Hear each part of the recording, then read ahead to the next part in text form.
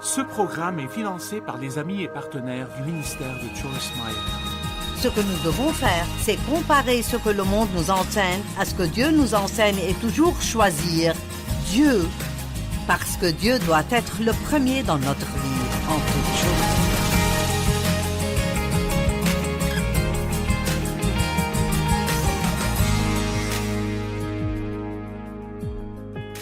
Merci de vous être joints à nous. Je crois que le temps que vous investissez rapportera de gros profits dans votre vie, parce que nous allons parler de quelque chose d'important. Nous allons parler des priorités. J'appelle ce message « Choisir nos priorités ». Et parfois, nous n'avons aucun mal à choisir nos priorités, mais les garder en priorité peut devenir le défi parce qu'il y a tellement d'autres choses qui essayent de prendre leur place. Vous savez, il y a un verset dans 1 Pierre, je pense que c'est dans 5, il dit « Soyez sobres, restez vigilants, votre adversaire, le diable, rôde comme un lion, rugissant, cherchant qui dévorer. » Et il dit « Nous devons lui résister fermement. » Je pense que c'est intéressant qu'ils disent que si nous restons sobres et vigilants, nous pouvons garder l'ennemi hors de nos vies, et si nous ne sommes pas vigilants, nous pouvons le laisser entrer. Et l'équilibre a vraiment beaucoup à voir avec les priorités. C'est comme savoir ce qui est le plus important, ce qui vient après et ce qui vient après, et garder les choses telles qu'elles devraient être. Et c'est notre responsabilité. Tant de gens aujourd'hui se plaignent de leur emploi du temps. Ils se plaignent de ne pas avoir le temps et de ce que tout le monde attend d'eux. Et je me surprends à le faire aussi parfois, mais le Seigneur m'a rappelé que c'est mon emploi du temps et je suis la seule à pouvoir le changer. Et donc, nous devons devenir responsables des choses dans notre vie qui ne semblent pas bien fonctionner et parfois nous ne pouvons rien y faire. Parfois c'est juste une attaque de l'ennemi. Mais parfois, nous laissons nos vies se détraquer et nous ouvrons une porte à l'ennemi. Je vais vous donner un exemple. La Bible parle de la façon dont nous ouvrons la porte à l'ennemi en nous accrochant au refus de pardonner, que le soleil ne se couche pas sur votre colère et ne laissez aucune place au diable. Aucune. Et donc, c'est à nous de faire en sorte de ne pas nous coucher en colère. Mais je me demande combien, même d'entre ceux qui regardent, vous êtes merveilleux et vous faites presque tout comme il faut. Mais combien d'entre vous se sont couchés la nuit dernière en colère contre quelqu'un? Peut-être même la personne avec qui vous dormiez. Espérons que ce soit la personne avec qui vous êtes mariés.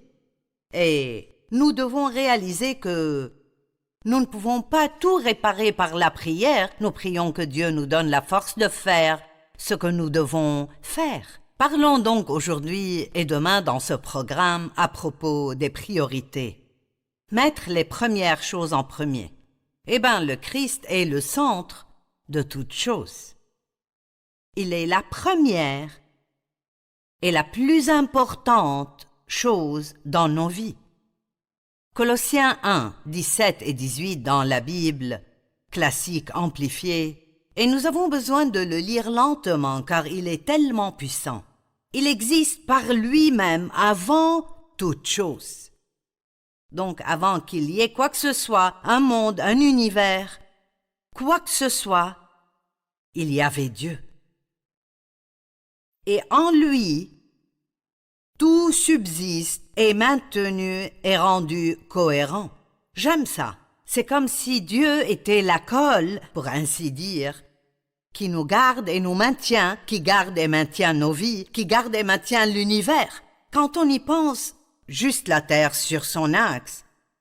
Et comment elle tourne, si elle ne tournait pas exactement parfaitement, je suppose qu'elle tomberait et on ne sait pas ce qui se passerait.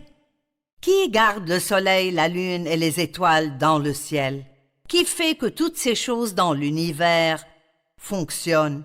Écoutez, que vous le sachiez ou non, vous dépendez de Dieu. Dieu donne de la nourriture aux animaux. Il donne assez de soleil, assez de pluie. Dieu est si bon et il est impliqué dans toutes choses et il est temps que nous lui en attribuions le mérite. Il est la tête du corps qui est l'Église. Il parle de l'Église, pas seulement du bâtiment où vous allez, mais de l'Église, tous les croyants comme son corps.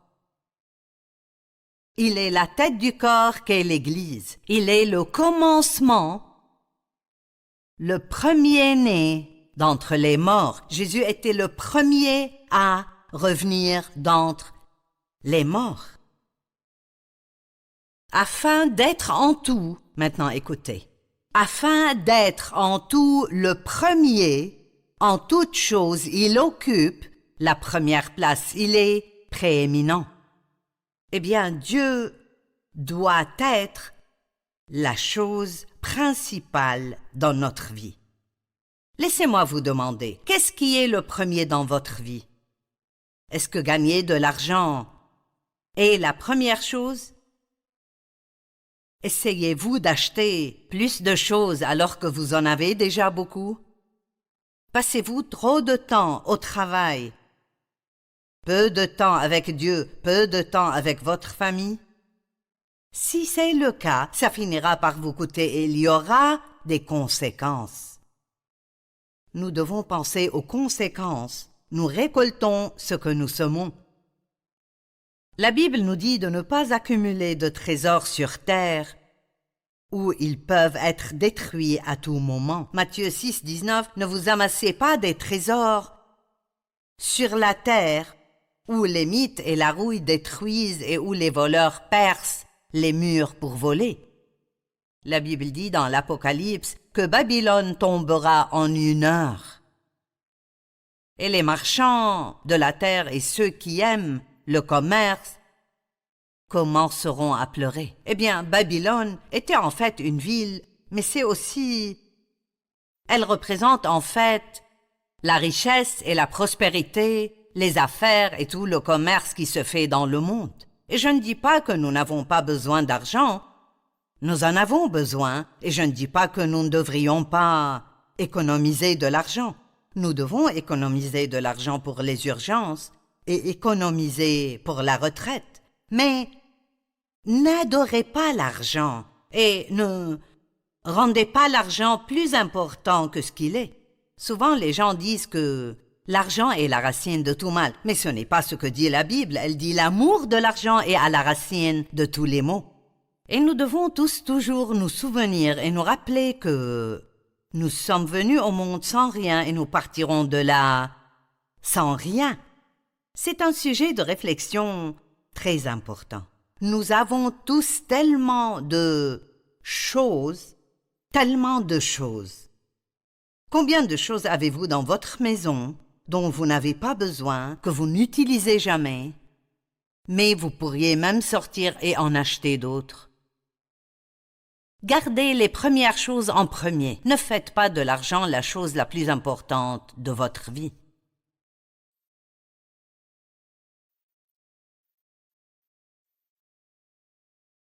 Qu'en est-il de votre diplôme universitaire? Peut-être que pour vous, c'est la chose la plus importante de votre vie. Eh bien, permettez-moi de dire que je suis pour l'éducation. Vous devriez en obtenir autant que vous en avez besoin. Il y a certaines choses que nous ne pouvons pas faire sans l'éducation. Je ne voudrais certainement pas aller voir un médecin qui n'a jamais été à l'école pour avoir des années de formation sur ce qui est requis pour être médecin. Donc, même aujourd'hui, dans beaucoup d'endroits, vous savez, quand je grandissais, vous n'aviez pas autant besoin d'un diplôme universitaire qu'aujourd'hui. Beaucoup de gens à l'époque étaient prêts à vous former et ils aimaient même parfois mieux cela que d'avoir quelqu'un qui pensait déjà tout savoir.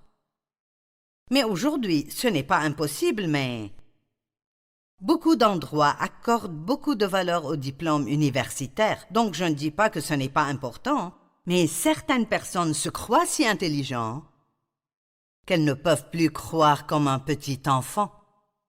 Jésus a dit que pour entrer dans le royaume des cieux, nous devons devenir comme un petit enfant. Et Je pense que c'est si important. Êtes-vous enfant dans votre cœur? Nous ne voulons pas nous comporter comme des bébés, mais c'est tellement vrai. Je pense que plus les gens savent, parfois, pas tout le temps, mais parfois, moins ils sont capables de croire. Parce que si vous laissez votre tête se remplir plus que votre cœur, alors vous voudrez tout comprendre. Et je vous le dis, vous n'êtes pas et vous ne devriez pas tout comprendre à propos de Dieu. Qui peut comprendre la Trinité? J'ai lu l'autre jour qu'un homme essayant de comprendre la Trinité serait comme un ver essayant de comprendre un homme. Il n'y a aucun moyen de dire « nous avons un Dieu, mais il se présente en 3 personnes ». Vous ne pouvez jamais faire 3 équivaut à 1. Je ne comprends pas cela avec ma tête, mais je le comprends avec mon cœur. Je le crois avec une foi d'enfant. Nous avons Dieu le Père, Jésus le Fils qui est pleinement Dieu, et le Saint-Esprit qui est aussi Dieu. Vous ne pouvez pas comprendre pourquoi de mauvaises choses arrivent à de bonnes personnes. Nous ne pouvons pas tout comprendre, donc nous devons être prêts à réfléchir à des choses, mais si vous en arrivez au point où vous vous perdez en y pensant, c'est là que vous dites « je fais confiance à Dieu ». Vous dites « je ne peux pas voir Dieu, je ne peux pas sentir Dieu », mais nous pouvons savoir, non pas dans notre esprit, mais dans notre cœur, que Dieu existe.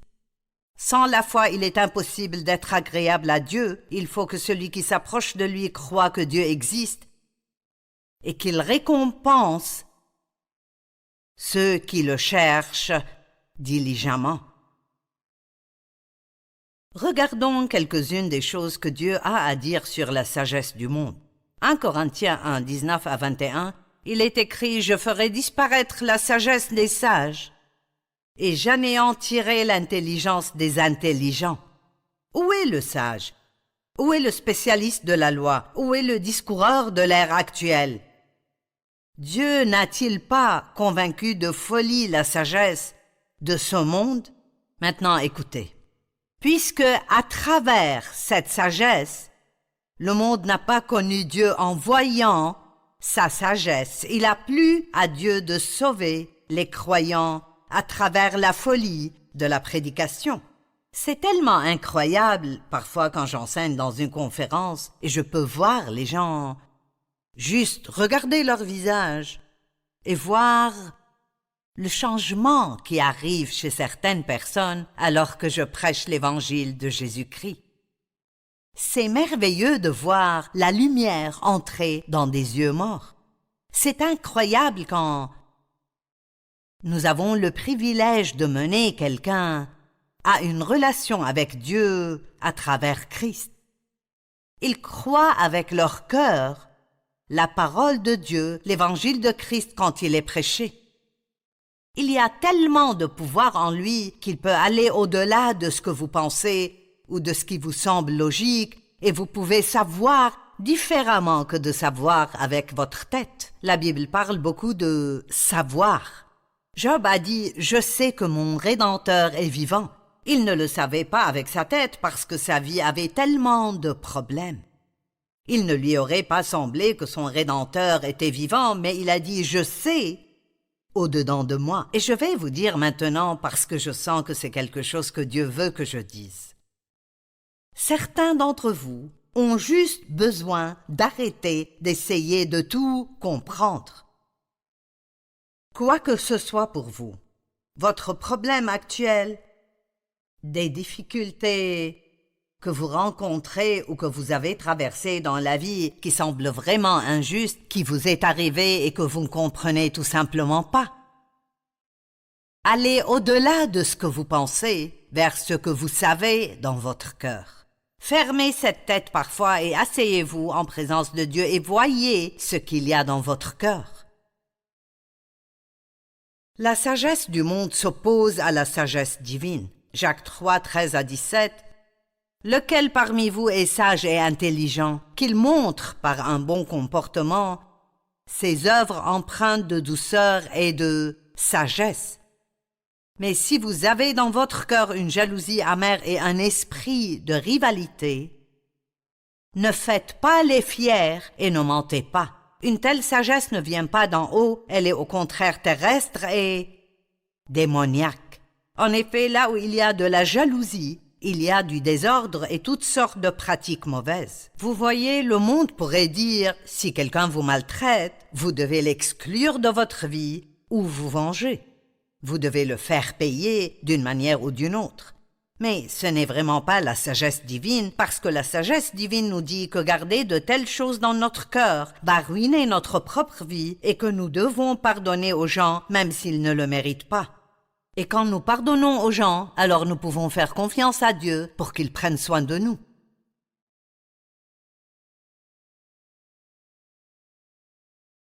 La sagesse d'en haut, j'aime ceci, est tout d'abord pure, ensuite porteuse de paix, douce, conciliante. Oh, c'est une bonne chose, car nous avons très peu de personnes conciliantes dans le monde aujourd'hui. La plupart des gens ne veulent absolument pas qu'on leur dise quoi faire. Pleine de compassion et de bons fruits, elle est sans parti pris. La vraie sagesse, c'est que Dieu a créé tout le monde de manière égale. Nous avons tous la même valeur pour Dieu et nous devons nous honorer les uns les autres de la même manière. Aucune personne n'est meilleure que l'autre aux yeux de Dieu. La connaissance, trop de connaissances de tête, peut gonfler quelqu'un dans sa pensée et cela signifie l'orgueil. Maintenant, là aussi, je ne suis pas contre l'éducation. Obtenez tous les diplômes que vous voulez, mais assurez-vous de toujours vous rappeler que les voies de Dieu sont supérieures aux voies du monde, et peut-être même que certaines des façons dont vous faites les choses, si elles ne sont pas d'accord avec la parole de Dieu, alors vous devez aller à la parole de Dieu, pas à ce que vous avez appris. Savez-vous que beaucoup de jeunes qui vont à l'université, un énorme pourcentage de jeunes chrétiens qui vont à l'université, sortent ayant perdu la foi?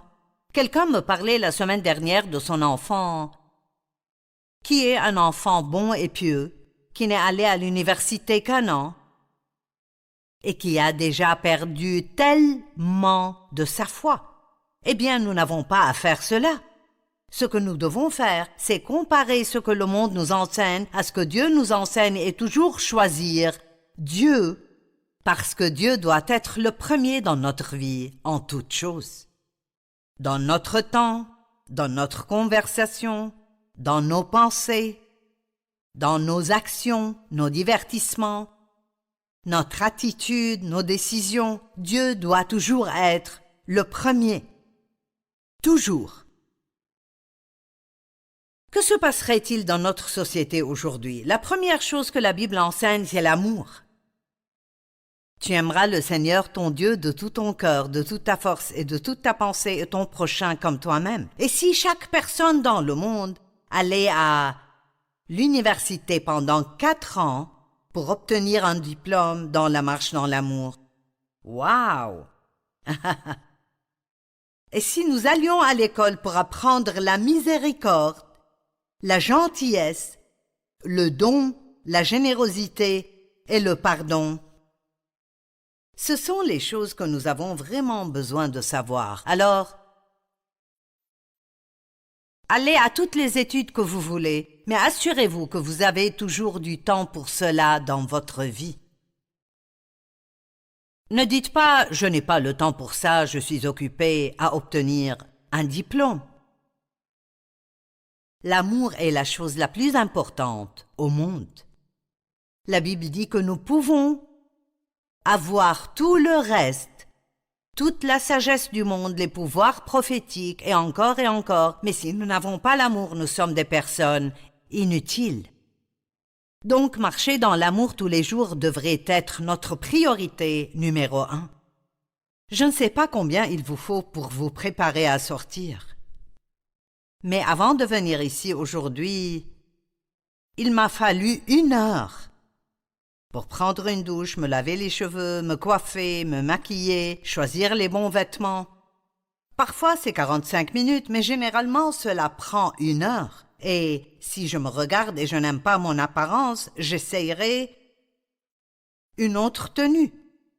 Eh bien, laissez-moi vous poser une question. Passez-vous autant de temps à vous préparer spirituellement avant de sortir qu'à vous préparer physiquement?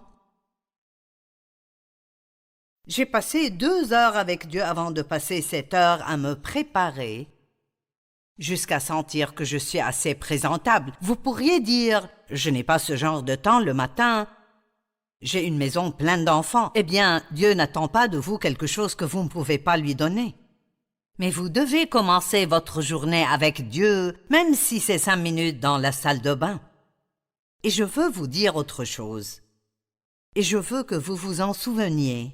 Quoi que vous passiez du temps à faire, ce pourquoi vous donnez le plus de votre temps, c'est la chose la plus importante pour vous. Je répète, quoi que soit ce pourquoi vous donnez votre temps, plus vous consacrez de temps à quelque chose, plus c'est important pour vous. Nous pensons que nous n'avons aucun contrôle sur notre temps, mais ce n'est pas le cas. Nous avons le contrôle. Donc nous avons besoin d'être éduqués. Mais méfiez-vous d'avoir plus de connaissances de tête que vous avez de connaissances spirituelles. N'échouez pas dans la vie chrétienne. Certaines personnes échouent dans leur vie chrétienne parce qu'elles ne s'éduquent pas sur la vie chrétienne. Être chrétien, c'est bien plus que simplement aller à l'église. Je peux m'asseoir dans mon garage et ça ne fera jamais de moi une voiture. Et vous pouvez vous asseoir dans une église 3 fois par semaine, chaque semaine de votre vie, et cela ne fera jamais de vous un chrétien. Être chrétien, c'est recevoir Jésus-Christ comme votre Seigneur et Sauveur, votre seule aide et votre seul espoir, et vous appuyer entièrement sur lui pour le pardon des péchés et pour le salut, et avoir, à travers Christ, une relation profonde, personnelle et intime avec Dieu, où il est invité et accueilli dans chaque domaine de votre vie. Écoutez-moi, maintenant si vous n'avez pas cela, vous pouvez nous appeler et nos opérateurs seront heureux de vous expliquer ce que signifie naître de nouveau et ils vous conduiront à travers la prière dans une relation avec Dieu à travers Christ. Appelez-nous si vous n'avez pas cela et vous en avez besoin. Essayez-vous de gravir les échelons du succès? Faites attention car certains passent toute leur vie à essayer de gravir les échelons du succès pour découvrir ensuite qu'ils sont montés sur le mauvais bâtiment. Il n'y a rien qui me rende plus triste que de voir une personne qui a près de 80 ans et tout ce à quoi elle peut penser, c'est toutes les choses qu'elle regrette. Des choses qu'elle regrette d'avoir faites, des choses qu'elle regrette de ne pas avoir faites. Sur votre lit de mort, vous ne demanderez pas à voir le solde de votre chéquier. Ce ne sera pas...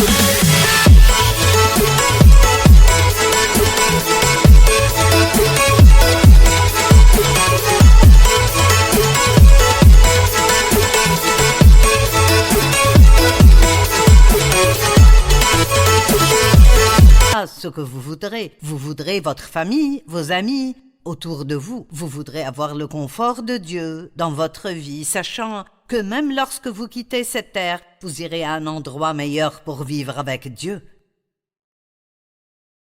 Est-ce que votre petit ami, votre époux, est-il plus important pour vous que Dieu? Le choisissez-vous plutôt que Dieu? Les personnes qui sont importantes pour nous doivent avoir une place importante dans notre vie. Mais les gens vous décevront et vous laisseront tomber. Mais la Bible dit que si nous allons avec Dieu, nous ne serons jamais déçus. Et vos enfants, sont-ils la chose numéro 1 dans votre vie? Vous savez quoi? Ils grandiront et partiront. Cela ne signifie pas que vous ne pouvez pas avoir une bonne relation avec eux. Mais ma fille, par exemple, a 4 enfants, tous adultes, et le dernier vient de quitter la maison. Maintenant, elle était là il y a quelques années, conduisait ses enfants partout et sa vie était tellement occupée avec ses enfants. Mais vous devez vous assurer pendant que vous élevez vos enfants que vous construisez également une relation avec Dieu et d'autres relations parce que vous allez en avoir besoin éventuellement. Et je ne sais pas ce que vous passez tout votre temps à faire, mais je sais que nous devons prendre de bonnes habitudes. Concentrez-vous simplement sur la création de bonnes habitudes et il n'y aura plus de place pour les mauvaises habitudes.